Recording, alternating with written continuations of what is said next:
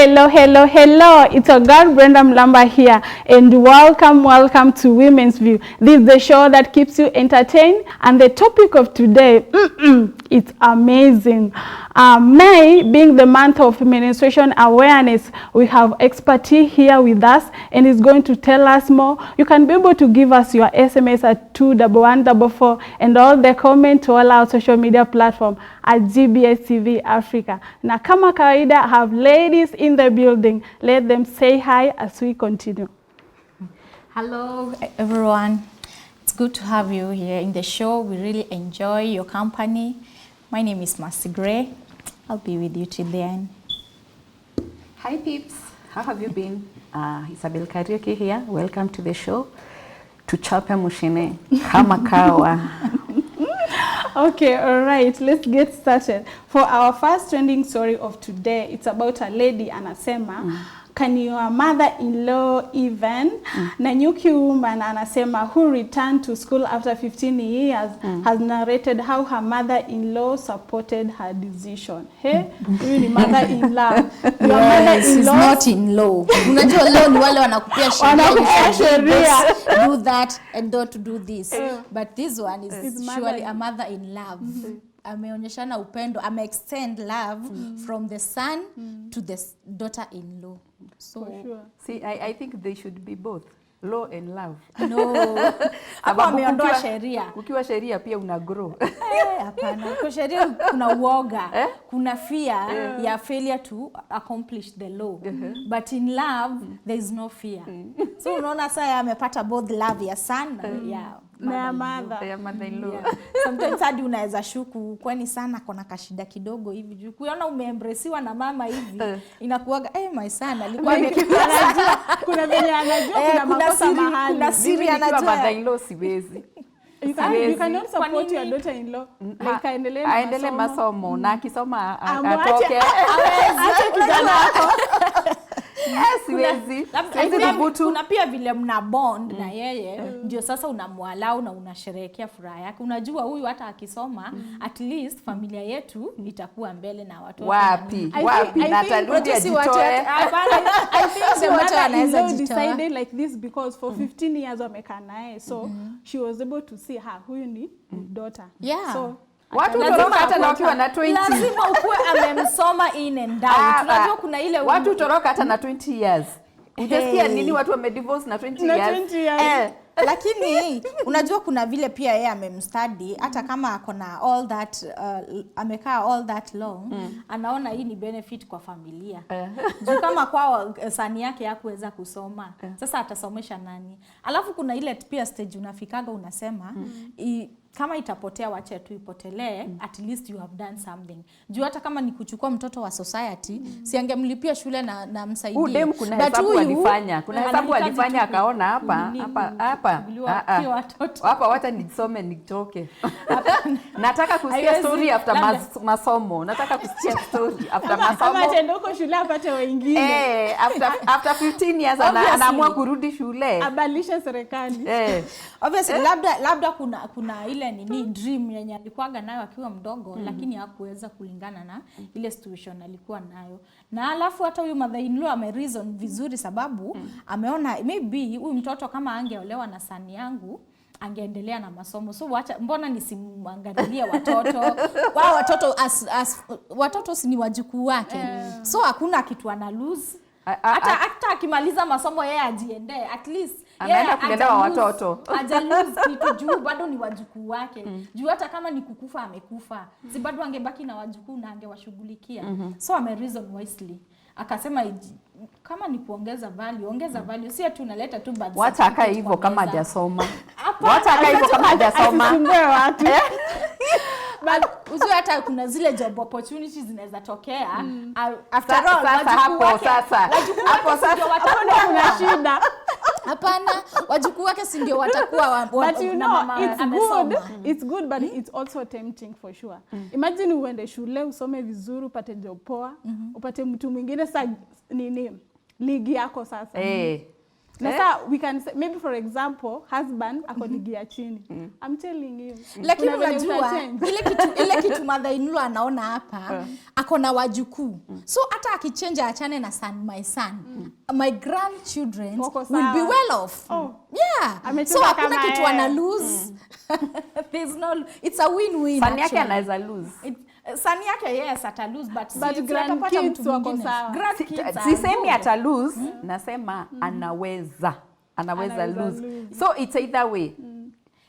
Anaweza stick na ama anaweza toka. Lakini yeye aka after grannies. Sasa tunaona yeye anasema sasa tusirudi shule tusisome. Mimi sisemi usisome juu it's good you pursue your dreams, ndio? I personally, you personally. But kitu nasema mimi niko mother-in-law. I'm not supporting you. I'm not supporting you. After 15 years. Kuna vile hata afadhali nikusupport kama umeolewa immediately, ndio kama ni kuenda uende mapema. What if after 15 years? What if in your family lineage as the in-law now, your son is educated, everyone in your lineage is educated, ndio unaona kama ni madoadoa, utamsupport? Kwa nini amefikiria hivyo after 15 years? Unajua ameona kwenye wote nyinyi mko na madegree. After 15 years, mimi, after 15 years ndio ameona. Ndio zimekaa. Unajua hiyo time. Juu immediately venye aliingia kwa hii familia aone ni watu wamesoma, immediately angepata hiyo heart. But after 15 years, I think maybe hapo kuna hidden agenda. School fees. Sasa hizi watoto hapo kuna hidden agenda. Majukumu. Kuna ile adaptation, umeingia tu kwa marriage. You cannot adapt to school, unasoma, unaangalia watoto, unafanya majukumu za nyumba. Hizo zitakuwa ngumu. But si mother-in-law was there. Kwa nini hakuwa na support by that time? Maybe they were not in good terms. Why now? Why now? You cannot trust someone okay, like exactly, that's the thing. You cannot trust. Saizi ndio build up trust. Hapo sasa ndio niko. And unajua angeingia tu aseme wacha na mimi nisome, ingekuwa inakaa weird. Angekuwa hata ana feel low esteemed. But saizi vile kwanza unajikubali, then you join the school, that will be okay. Hapo kuna hidden agenda. Okay, ladies, let's move on to our next story. Your mother-in-law. Okay, that is very nice of you. Umefanya kazi poa. Let's move on to our next story. Kenyans online expressed their anger and disgust towards a matatu crew who assaulted and stripped naked a deaf and dumb woman who experienced difficulty in communication to pay the matatu fee. Hey. That's so heartless. Yani maybe hata ilikuwa 20 bob. Imagine. Ama 30 bob. Imagine I think people should think and before they do. You should think before you act. You know, imagine labda unamuitisha fare yeye hasikii na ako kwa shughuli tu za kukulipa. So alafu watu wanaweza sema sasa ni juu ekonomi ya Kenya nakwambia uwezi ukakubali mtu aende na 10 bob yako. Hata kama uwezi kubali. Patient it will cost you nothing. Okay, so hizo ameumiza mtu mwenye hata ni mlemavu, imagine. But on the other hand, it could be true. It could be true. Kulikuwa na misunderstanding. But was it the first time huyu lady could travel? Was it the first time? No. Si alikuwa najua fare ni pesa ngapi? Hata kama alikuwa maybe I'm not judging her, but kuna watu pia who take advantage of the way they are. Hapana, unajua kuna vile. But I think also I think they went too far. Because I'm imagining huyu mwanaume the matatu the konda. Sa alikuwa anataka akimtoa nguo then alafu anapata hizo do. He went too far. He went too far, but because kama anakataa kulipa fare, sikuna sheria. Kuna sheria unaweza mpeleka polisi nini. But kumstrip naked in public. I can shame on him. Haki matatu guys, sijui what get into them. Sijui nini wanatumiaga, sijui sometimes. Unaweza patana na wengine they are so kind, but sasa huyu imagine to an extent of kumtoa nguo alikuwa anafikiria. Alikuwa ama anataka aje. Ama kuna venye alikuwa anataka kufanya ni vile. Unless cause I don't understand cause tuseme kama nini kama hata kama unatoka outskirt of Nairobi Pesa mingi unaweza lipa ni kama 100. Yeah. Mia inaweza I can kufanya imagine, utolewe nguo I'm sure hiyo pesa publicly. ilikuwa less than Of course, 100. Of course, she had a phone or maybe a bag. Si ama shoe. angechukua one of those. Lakini Maybe there was hidden agenda. immoral. So ndio nasema Ama you cannot judge because wale watu walikuwa hapo ndio wanaweza tuambia. Inaweza kuwa hata labda alikuwa na grudge na huyu mtu sababu Ama pengine alikuwa anamkatia. Akamlenga. Lakini akashindwa si kumlenga, alimlenga labda hata hakusikia vile alikuwa anamwambia. Anamwambia I love you, lakini jamaa hakuwa anajua before hakuwa anajua ni deaf. So kuna vyenye maybe akaona kwa nini ananilenga? Sasa kajua nitakuaibisha public. So he went like the way to revenge ni hiyo sasa aliamua tu revenge na hiyo. But pia hiyo gari kwani haikuwa na watu? By the way sio watu instead ya kureact. Unajua Unajua tena pia Kenyans wananishangazaga. Wewe unateteshwa unafanyiwa vituko wako tu hapo wanakuangalia. Instead of taking the immediate action wanakuangalia alafu waanze kucomment baadaye. Wengine wanakuchukua video wanakutupa kwa social media. Even sometimes I even want this content creation imeleta hadi watu wa nini. Sio lazima. But all things works for good. Alikutana na Sonko. Hata kama. That's the hard way. Alipatana na Mike Sonko, angepatana naye aje. All things works for good. Tuseme hiyo ilikuwa njia ya ya kuweka. It was a destiny connector. To strip you naked. Okay. Surely. Let's move on to our next story. A 19-year-old girl from Nyeri commits suicide on camera after she was dumped by her 39-year-old boyfriend. Ladies, would you die for your man? No, of course. Never. Of course. Kila mtu maisha yake. Now twins, they cannot even die for one another. Now I'm trying to imagine how do I even survive akiniacha? 39 and 19 years. It doesn't matter. It doesn't matter. 19 years, you have not started your life. Yes, unajua that is a mature guy. No. That is a mature guy. So you can imagine that tenderness. Huyo hata aliruka sana. Na them baba stairs, utaki kukanyaga stairs, unataka tu kustrip up to the top. That's why amepata hiyo disappointment and imemlead to death. I cannot even die. Imagine hata nitakula. How can I live? Hata wacha vile mnasemaga I cannot eat without. Unajua eat to the fullest. 19 years is a teen, si ndio? Yeah. So alikuwa young. Maybe akicompare relationship zake na za our teen wengine. So alikuwa naona the way this guy is mature. Unaona? Sasa hata akuwe unajua it's like a father to her. It's like a father to her. Yeah, for sure. Because kama age gap ni 20. Ni 20. Is like a father. So you can imagine the way he used to take care of her. Okay, it was maybe she felt the guy was taking care, but the guy was using taking her. Yeah. So unaona sasa venye huyu girl the girl venye of course kali feel anaweza ishi aje without him. Without him. Nao mavijana chorachora wanasumbua. Wacha tusumbuane. Hata heri kusumbuana. Unajua hii life lazima. Wacha ustruggle labda utapata the best of best. Utapata hata mzuri kuliko mwenye ulikuwa unasema ati wacha nijiwe juu yake. But I'm sure kama angeishi labda angepata the perfect the old guy alikuwa anamtumia then maybe he got somebody else. That's why akamwacha. Na ukisikia 39 years it might be that labda hata akona wife. What hata hivyo? Unaona huyu mtoto akizaliwa alikuwa na 20 years. So he was already dating. You can imagine. Alikuwa ameshaanza hiyo maneno. Akizaliwa alikuwa asha date. Asha kuwa hata labda alikuwa married. Yeye akiwa mtoto. But you can imagine the gap of 20 years. 20 years. Si nakwambiaje? The girl kalikuwa too innocent. Alafu the now this guy was handling her.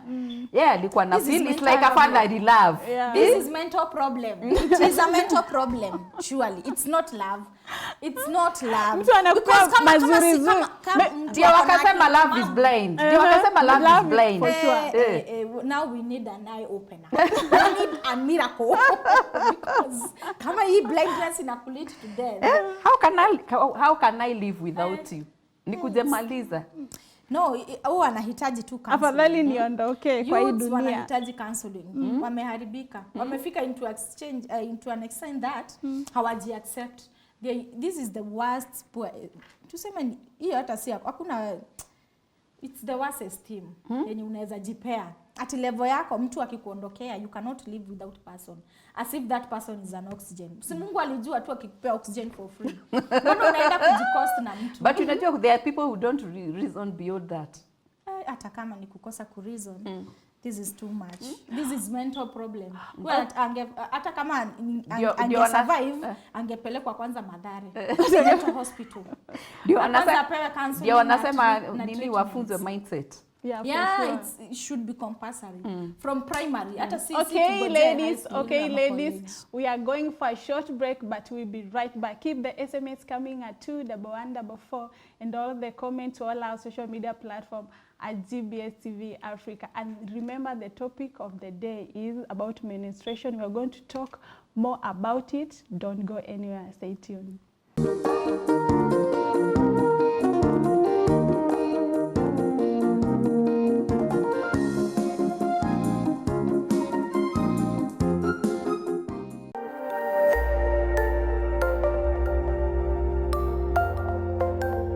Everywhere, GBS.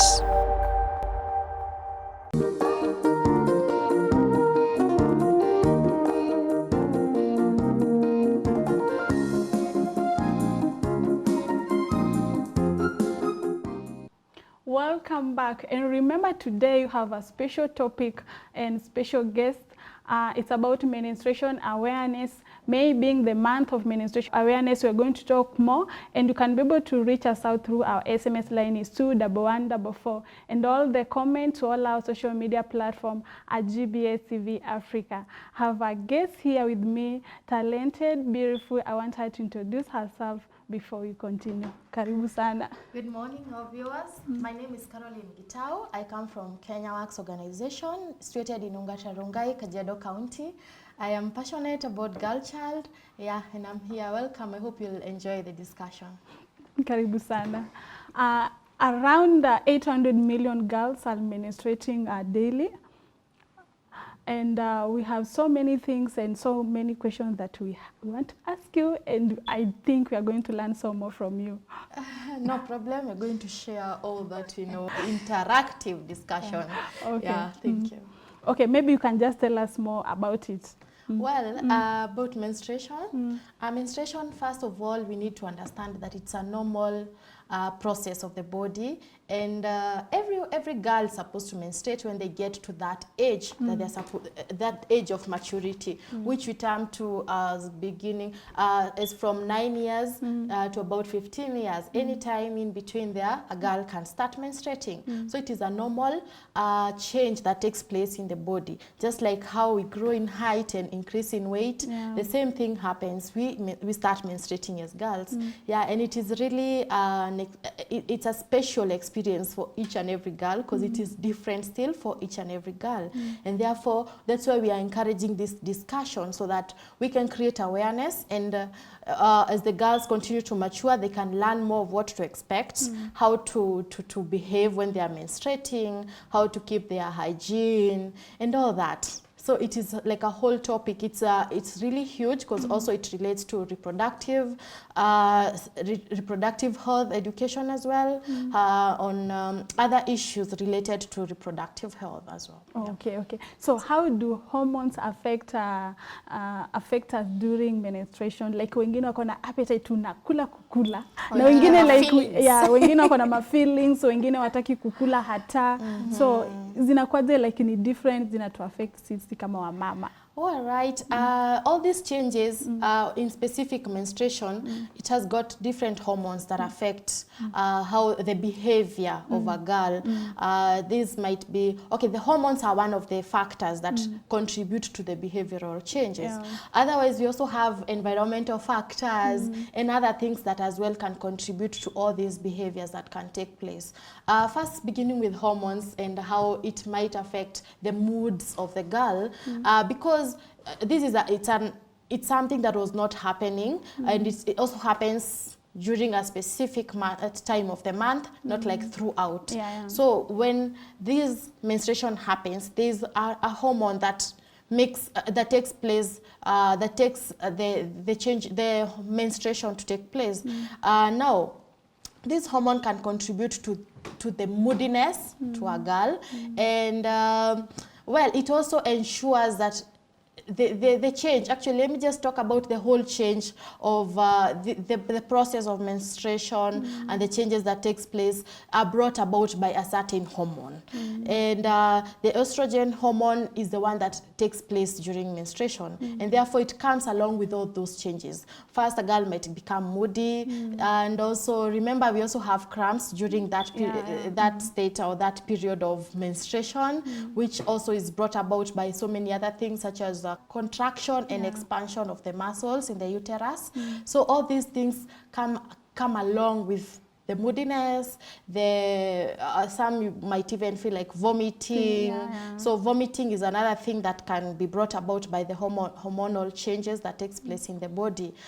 So hormones are the main things that bring about the different behavioral aspects of different people.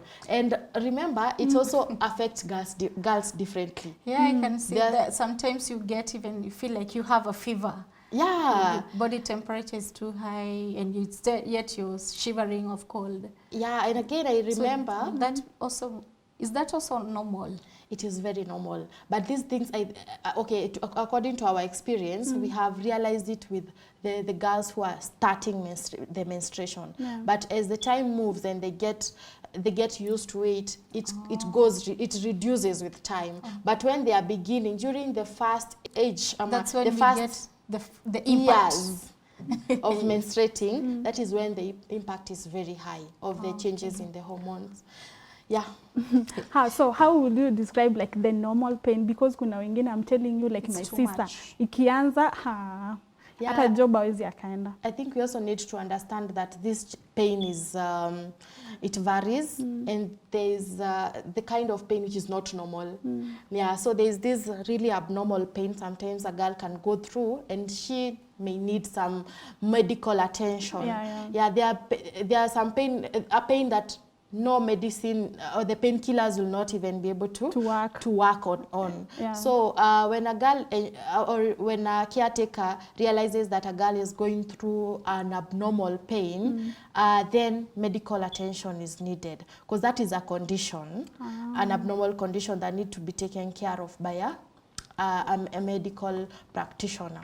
So and Mercy, do you have something else? Talking of about menstruation hygiene, can you give us more details about the hygiene and how we should be taken? Well, menstruation, as we all know, it is a state whereby the blood, there's blood that comes out of the body, the reproductive system, whereby the ovum is released from the ovaries, and also the lining of the uterus is also comes out from the body through the vagina as blood. And obviously at this point, the girl or the person who is menstruating, the hygiene levels need to be taken care of. This is blood that is coming out of the body. Blood, as we all know, it is something that, well, when it stays for a certain period of time, it can start to stink. And therefore we need to realize that we need to be clean, to make the girls realize that they need to take care of their hygiene. Shower quite oftenly, change their innerwears, ensure that they change their pad quite oftenly as well. Because for how long, like approximate hours to change the pad? Let's say for an average person, it should be between 4 to 6 hours. The time period a girl should stay with a pad. However, this can be as well as a result of several factors, such as the menstrual flow. If a girl, the flow is quite heavy, she doesn't have to stay with the pad for 4 hours. She can change even after 2 hours. Because if you tell on the flow. because if you tell her to stay with it for a whole 4 hours and the flow is heavy, this might lead to leakage. And now I think just being responsible and taking through the girl the process of knowing herself, like self-awareness, she will realize when to change the pad and when when not true. But again, we also insist that they should not stay with a pad the whole day. For that long. They should at least change to ensure that they are fresh, and they feel good about themselves. And you have talked about the floor. Sorry about that. You have talked about the floor because there are others who have heavy floor and wengine ni kidogo. Like from my experience, when I got my first child, ilikuwa tu sawa. The second one, I'm telling you, it's very, very, very heavy. So I don't know, like, is it okay? Is it normal? Yeah. Well, heavy and light flow can also be as a result of several other factors. Yeah, it can be even environmental as well. You can have changed an environment from one place to the other. Again, diet. You might have changed whatever you are taking, so the diet can as well contribute to that. However, I think the most important thing here to look at is for how long are you seeing your periods? Are they coming for normal days? Normal days, 3 to around 7 days. If it is more than 7 days, that is not normal, and you need to seek medical attention. So provided it's coming within the stated days, number of days, that is fine. If it is heavy, it should be heavy in a reasonable way, in that you don't put on a pad and in the next minute it is full, then that is something that needs also some medical attention, because you might as well be anemic. So you need to check all those things. Mercy, do you have Considering, something to say? I think the questions are flowing and flowing. Considering this a month of menstruation, Yes. We have maybe someone somewhere, maybe let's say a poor girl. See, she will still have menstruation cycle, menstruation and will not she don't have realize enough money to purchase the pad to change after maybe 4 to 6 hours. What the measure should that girl take? Now, that is the main problem actually Kenya Works and other well-wishers are addressing, because not all girls will always have these sanitary towels, a very important commodity to all girls. Not every girl is privileged to have them, because having a sanitary towel, you need to buy it. And nowadays for it's the- very and you don't have expensive. money. It is very expensive. Again, remember, there are people who are living in the interior Interior, parts they of the cannot country, even get it. but they can't even access it. You might be having, you might have saved us some money, but you don't have Yeah, I the can shops remember around such a to friend purchase. of mine was told to stay in a cow dung, the dry cow dung, for a whole day so that it can absorb that menstruation. It happens. It's really- Kenya Works at last year we went to Tana River, whereby we found a number of girls. Actually, it was in the news, so we decided to follow up the matter, and we found that those girls, the girls who didn't have sanitary towels, they would sit down on sand or during that whole process, menstruating process. Yeah. That's what they used to do. So people are taking up measures to ensure that they are managing their menstruation differently. However, these measures, they are not hygienic. Some of them even bring down their self-esteem. They even discriminate them from other people in the society. They will not even feel comfortable to Even in associate school, with people. actually. In school, they will be discriminated. For one, because the measures they are taking are not hygienic. One, they can even make them smell.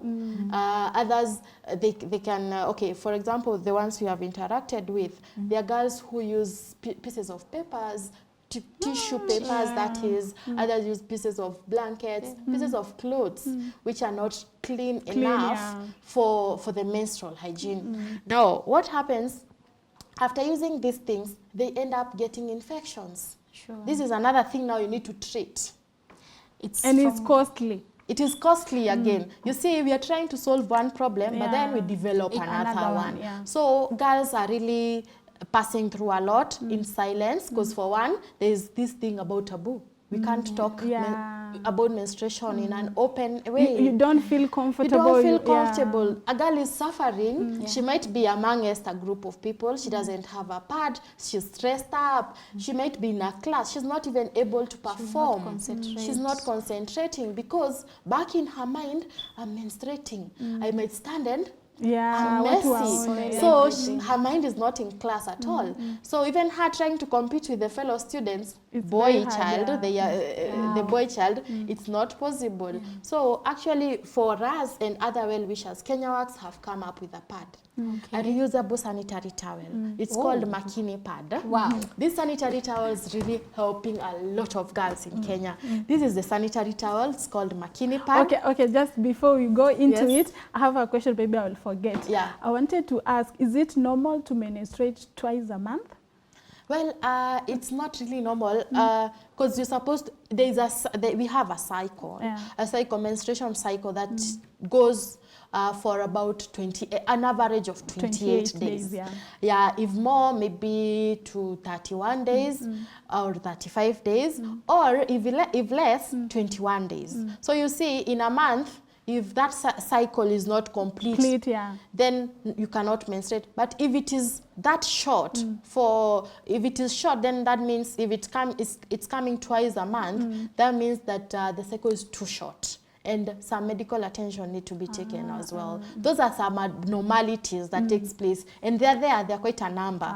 Yeah, there are those the extreme pain cramps that takes place, that is an abnormality. Having 2 times periods in a month is also an abnormality. All those things can be addressed by the medical practitioners.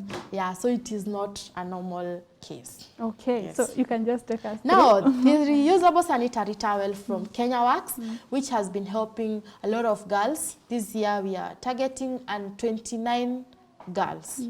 29 girls have will be receiving. Others have already received, but they'll be receiving each a pack of this. Inside we have the following. We have 8 reusable sanitary towels. Here the reusable sanitary towels. There are 8 of them here. And then we have 2 bags for putting the soiled pad. We have 2 holders for holding the pad tightly to the panty. And then you have the manual or use and care leaflet that goes the instructions on how to use do's and don'ts for this pad. Now this pad we explain to when we go to the field or in schools where we have these girls who need these pads, we explain to them, we demonstrate on how it is used, how it is worn, how it is cleaned, and how they should maintain it so that they make sure it can take them throughout a year. A whole year. A whole year. Just these 8 of them. reusable sanitary towels. I think this is what we need in. This is really important because it has got also an advantage to our environment. When you reuse a pad for a whole year, you will not throw away. The throws away really damage the environment. Yeah, true. Because they've been made with a plastic material which doesn't decompose as fast as this one. And sometimes even dogs may pick and throw it on the road, which is so unhygienic. Because you can imagine the kids out there, they'll go picking them. And it is so bad. So it is so bad and can spread diseases. So with this pad, after a girl uses it a month and she cleans it, she can store it to use the following month. And by doing so, after a whole year, the Kenya Works team will go back. What we normally do, we go back to the schools where we give them and we give them a new one. We replace the old one with a new Just hold on. Yes. We are going for a short commercial break. We'll be right back. Don't go anywhere. We have so many things to discuss with you. Keep the SMS coming at 21144 and all the comment to all our social media platform at GBS TV Africa. Stay tuned.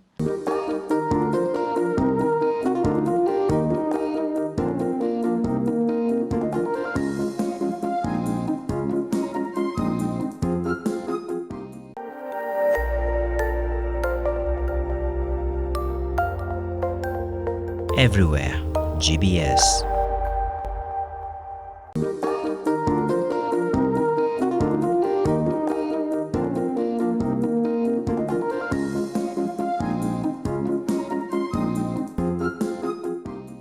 Welcome back. Remember, we were talking about menstruation health awareness.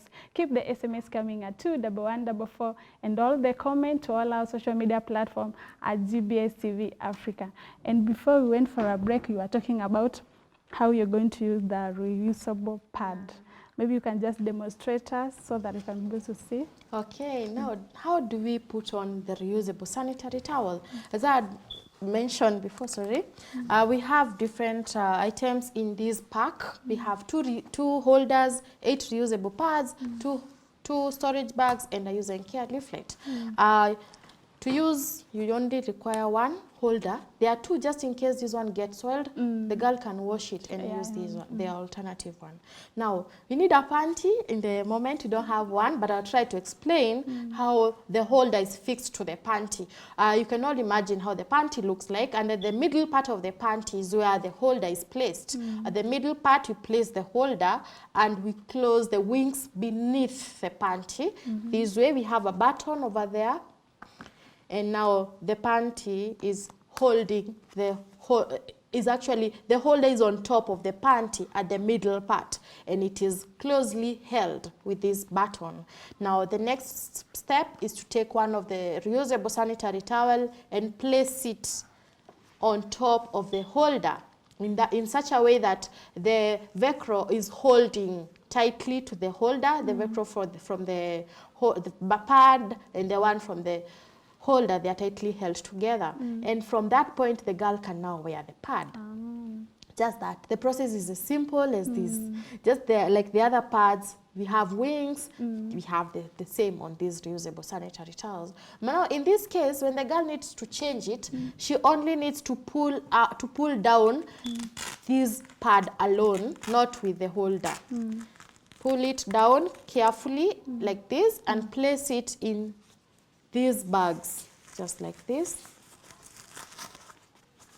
This can happen, like let's say 3 times in a day, and now replace with a clean pad, like that. And the girl is good to go. She can be comfortably seated. She can be comfortably playing in the field, walking or doing anything without fear that this pad might leak the blood or might fall off, because it is tightly held. Yes. You can feel it. Even for the heavy floor, you can be able to use it? Yes, this pad is made for all the floors because it has a material inside that will actually prevent the leakage from happening. And also it has got material that is highly absorbent of the blood. And now the girl need to know that this pad also get filled, like just like the other pad. It fills up with the blood. Now that's the point where she needs to change it. There is also another process, the cleaning process, that will be taken through tomorrow by my colleague. Okay, for sure. I need to see how we can be able to clean it, because you know others wanataka kutumia omo, watumie nini, so I don't know if it's safe to use omo. We're going to concentrate more on the hygiene part, how to clean it, the do's and the don'ts of this sanitary towel, so that it can effectively help the girl who is using.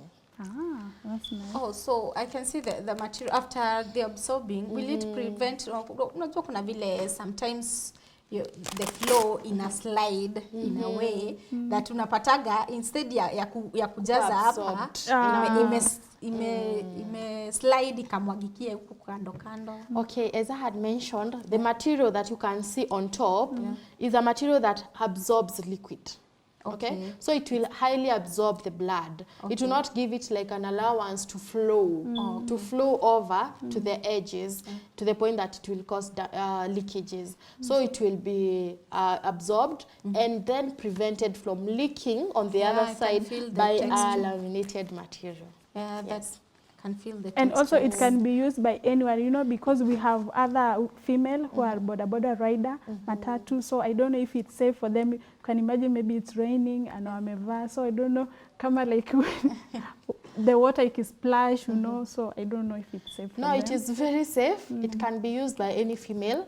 Actually, we have individuals, apart from the girls we donate to, we have individuals who prefer to use reusable pads because of many reasons. There's some people who are who've got allergy. They're allergic to the disposable pads, and therefore they have these pads only left as their option to use. So there are those people who just come and buy from us. Actually, getting these sanitary towels, this sanitary towel, it comes with a cost because of the production, the purchase of the material to ensure that you have the high quality material. This is not a material that has been, it's a new material that has been used to make this. I think pad. I will also go for this one because I can see it's it seems more comfy. It's very comfortable. And there's no friction for and like those ones, the materials that I decide. Exactly. And you can be able to get it anywhere.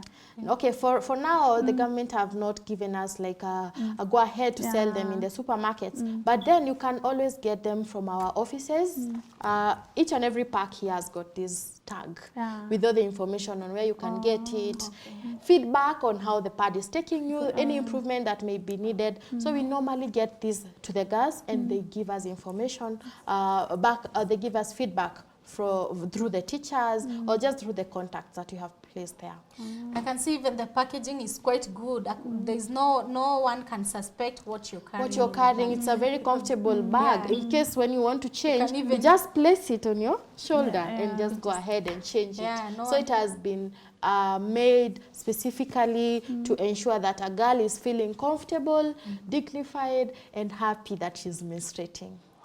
That's so nice. Yeah. And also, I have a burning question I want to ask. It's apart from the pads, I want to know, is it okay if maybe you menstruate this month, you skip the next month and the other one, maybe you take 3 months or 2, then you go back to your cycle, you start menstruating. Is it normal? Okay, it happens to so many people. It's something that we can say it is normal, but it is called irregular periods. Mostly, I've seen this happening to girls who just started menstruating. Let me give an example of myself. I started menstruating back when I was in class 8. So it came on the month that came, maybe say January. It stopped. It came for 1 month and stopped, and came back when I was in Form 1. So you see a whole gap of months. So it happens, but mostly from the younger girls. Yeah, and it is called irregular periods. Yeah, so it's something that can happen. So so it's normal. Yeah, it's normal. So that's nice. So I don't know if you have something to add on it, maybe how much does it cost? Well, so that we know. on this reusable sanitary towel, we normally partner with organizations to donate them to girls. You realize that we are also trying to ensure the girls are getting access to these sanitary towels. And one of the factors that really prevent them from accessing is cost. Most girls don't have that money to buy. And others who even are in need of these pads get the money from people who take advantage of them later on. So what is our role in this menstruation and ending period poverty is to ensure a girl is getting it at a conveniency, for one, by ensuring we donate freely to the girl. And how do we manage this? By first getting in touch or partnering with people or other well-wishers. Yes, Kenya Works, we donate, but you can never reach to each and every girl. So we need to hold hands with other well-wishers and ensure that they are also helping in this mission to reach out to other girls. So they partner with us, they take up a cost, the production cost. You see, there are so many other costs related to this: transport, production costs, cost to pay the distribution costs, also all that. So for us, this pad, we only give it to those people for 550 shillings. Only 550. A girl now can be able. A girl can take this, can now be sorted for a whole year. So when an organization, when an individual want to donate to a girl and they buy it from us at 550, which is not profit making at all. So if I want to buy from you, it's only production cost, because if you look at it at 550, it's not reasonable, because it's just a cost that will cater for production. Even if you calculate the 50. The cheapest pad right now is 50 bob. With 12 months in a year, it's even more. It's very more. expensive. It's So more. you have talked about donation. If maybe I want to buy it for myself. Yeah, exactly. Still, you want to buy it for yourself, we will not increase the costs. Still goes for 550. Okay. Yeah. So by that, we ensure a girl is fully catered for the whole year. Okay. And also is prevented from going through some other challenges such as school dropout, getting early pregnancies when they were still trying to get the sanitary towels. Yeah, like you have heard of sex for pads. Such really do happen a lot. Yeah, so that is what we are preventing, and Kenya Works, we are really trying to also reach out to the government to try as well, reach out, help. For pad, and then they prevent you for 9 months. They take care of you for 9 months. But Now for the the rest of the responsibility time, na come when we want to have the child. Yes. yeah, for the rest of the time, you are left So to sad. take care of So yourself. sad. And The then, rest of your life. for the rest of your life, actually. And you have With a the bonus. kid. The kid to take care. Exactly. Okay, then back to question. I wanted to ask you whether maybe when you skip month for menstruating, does it affect your fertility or you're just healthy, you are normal? Well, that is different also for individuals. As we had mentioned, menstruation occurs differently for everyone. So skipping a month, like you don't menstruate a month and then you menstruate the following Yeah. month, it will not in any way like increase Affect your your- fertility. or affect But your you know, fertility, there are yeah. some others who it might, but others it will not. Yeah, so I don't see how if you skip a month, the egg that was supposed to be released this month, they will be released double for next month. I don't think that's the logic behind that. But then I think it is different. It can be or it cannot be. Okay. Okay, we are going to continue with this discussion with a different person, but for now you're going to give us your parting shot as we conclude because of time. Okay, now my parting shot. This is the month of menstrual hygiene awareness. And on 28th, we're going to celebrate the Menstrual Hygiene Day, whereby we're making this topic a normal fact of life, whereby you're supposed to talk about it freely. With the parents need to speak to their girls, let them know what is menstruation, that they should be comfortable talking to them about it.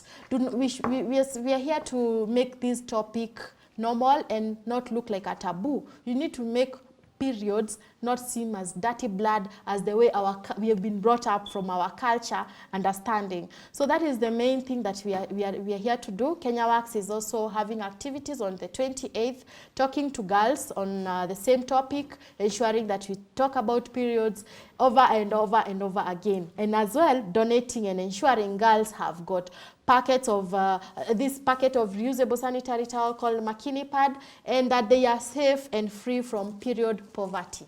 Yeah, thank you so much. Much viewers for being with us all through. I've learned a lot, and especially that part of sex for pad. It's really matters. So girls, take care of yourself. First, our government at least to support us, just like the way they give free condoms. You know, sex is optional, but menstruation is not. They should also support us. Thank you for being with us till the end. Bye-bye. Okay, thank you so much for watching and commenting. I've been a host, Brenda Mlamba. We are going to talk more on menstruation cycle tomorrow. Keep in touch.